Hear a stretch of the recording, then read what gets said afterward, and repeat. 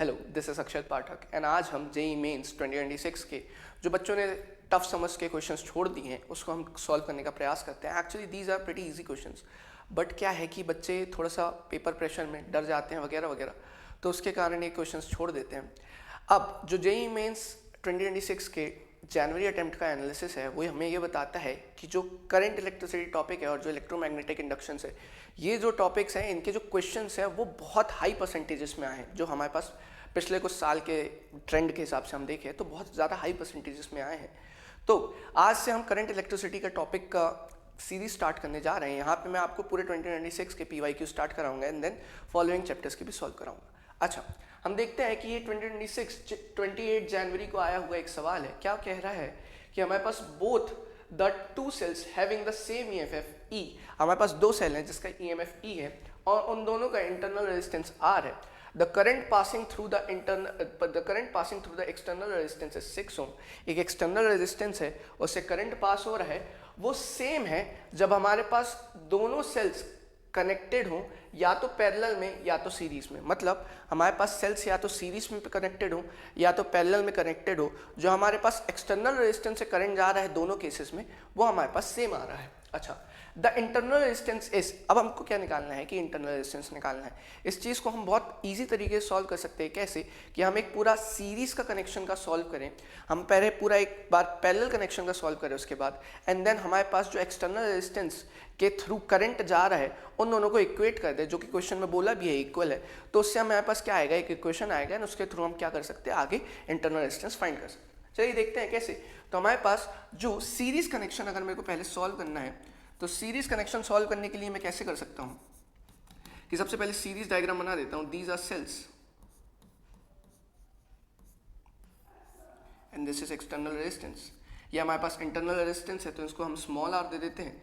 ये हमारे पास क्या है, सेल्स है तो इनका EMF E दे देते हैं। ये हमारे पास एक्सटर्नल रेजिस्टेंस है तो इसको हम क्या बोल सकते देते हैं, 6 ohm। ठीक है, इसके बाद हमारे पास जो E इक्विवेलेंट होता है, E इक्विवेलेंट होता है किस में, सीरीज कनेक्शन में। वो कितना होता है हमारे पास, E प्लस E, कुछ नहीं है हमारे पास जितने भी सेल्स हैं उसको आप डायरेक्टली ऐड करते जाइए तो हमारे पास यहाँ पे कितना हो जाएगा, 2E हो जाएगा।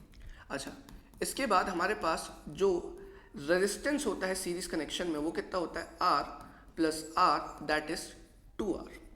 This is very easy. इसमें हमको 10th क्लास का बस नॉलेज है, 12th क्लास में बहुत सरफेस लेवल पे ये चीज़ बता देते हैं तो ये बहुत इजी है। इसके बाद ये थोड़ा सा टफ चीज़ हो सकता है, जो हमारे पास करंट है किस में, जब EMF की बात हो तो करंट हमारे पास कितना हो जाता है, करंट हमारे पास हो जाता है E equivalent divide by external resistance plus हमारे पास इंटरनल रेजिस्टेंस। ये हमारे पास करंट का फॉर्मूला है।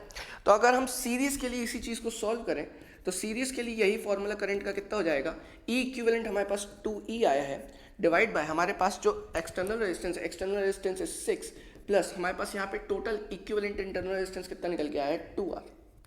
चलते हैं आगे। यही सेम प्रोसीजर हम किसके लिए सॉल्व करेंगे, यही सेम प्रोसीजर हम पैरेलल के लिए सॉल्व करेंगे। तो पैरेलल का हम डायग्राम बना लेते हैं। तो पैरेलल का डायग्राम हमारे पास कैसा हो जाएगा, बहुत सिंपल, बहुत इजीली डुएबल डायग्राम। ये हमारे पास EMF E है, ये हमारे पास उसका इंटरनल रेजिस्टेंस R है, ये एक और हमारे पास EMF E है, इसका इंटरनल रेजिस्टेंस R है, एंड ये हमारे पास एक्सटर्नल रेजिस्टेंस है, इसका वैल्यू कितना है हमारे पास, 6 ohm।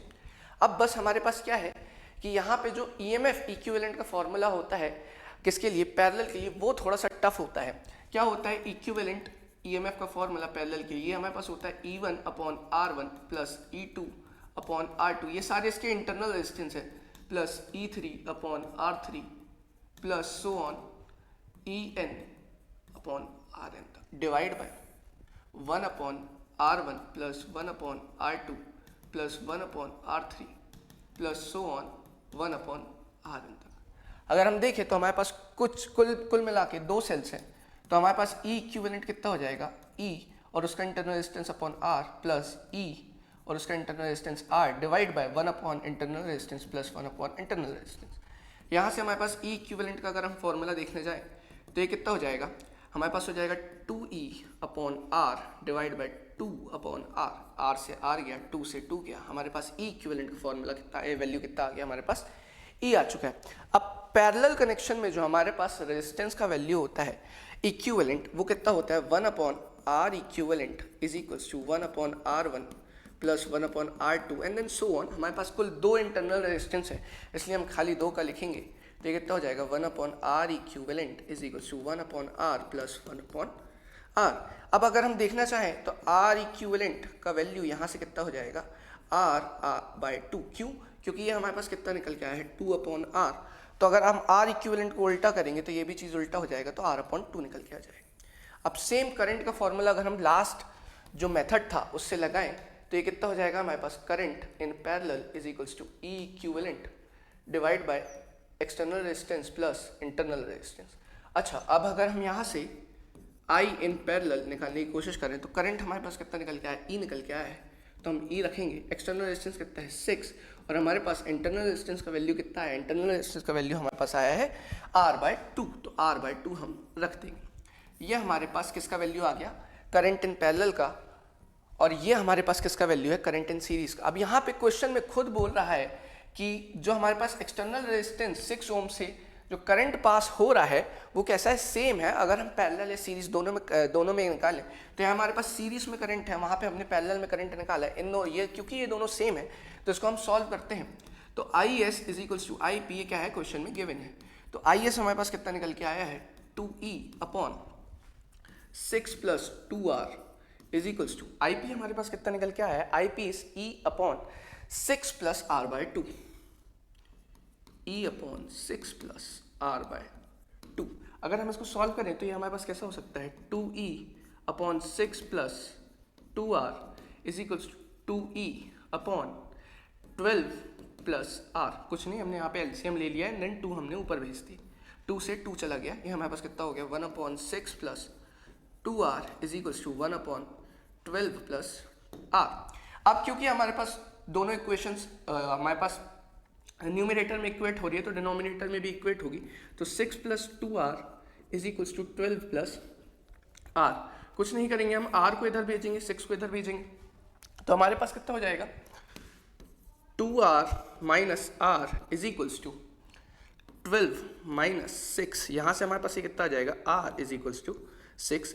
ये हमारे पास बहुत ही एक इजी क्वेश्चन है और इसी के साथ हमारे पास B ऑप्शन आया है। ये मेरे को टाइम एक्सप्लेन करने में लगा है। अगर आप थोड़े बहुत फॉर्मूले के, बस बेसिक फॉर्मूलेस की अगर आपको जानकारी हो तो ये क्वेश्चन कुछ नहीं, 1 मिनट का क्वेश्चन है, आप पेपर में बहुत ईजिली सॉल्व कर सकते हैं। Thank you.